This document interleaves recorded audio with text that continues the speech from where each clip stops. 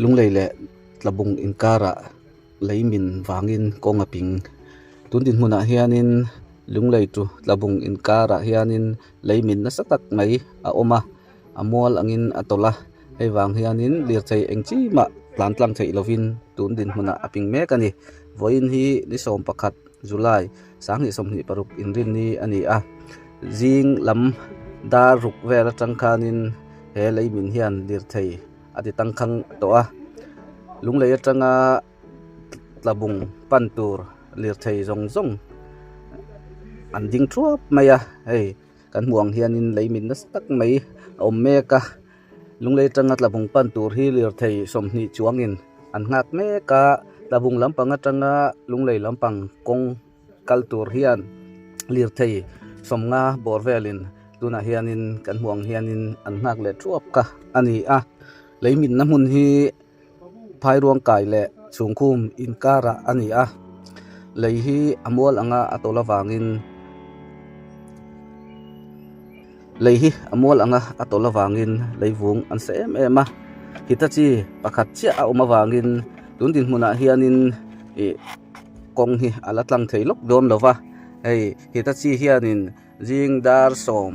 borvel tangkhanin na athok tan to kha ani a tuna hianin report kan bot seilai hianin dar som pani apel to a heti chung hianin leivung zat ve po alapei theilawa he kong en kol tu hai oi en kol tu hi kapais angin an thena ele bi angin an then thina e chan ani a chuwang chuanin hitachi pakhat chia helai en kol tur hianin a oma wangin tundin hmuna hian kong hi atlang ri lok don lawa beisei dan chuan dar ni atanga dar thum chonu dan he atanga dar thum inkara hianin atlang thei mai chu kan rin dan ani a tuna kan han mu dan mai hi chuanin hitachi pakhat chawni wang hianin lei tol hi amol anga tola wang hianin leivung hin na se em maya hei kan muang hian acha kop maya chuwang chuanin na po du angin an thok chak theilawa hei hianin a boi thlak em a hei jing atanga sumo tlan chuak to te an ril tram to kop maya tuna hianin cho ei lovin an la om me kani a tundin huna he kongina lirthei adang hi somsari vel ni a siat ani to ani hei anon din belzel meya chuwang chuanin lirthei ka han chiang hau hawa somsari akai theita a hei labung lampang atangin somnga borvel ani a lunglei lampang atanga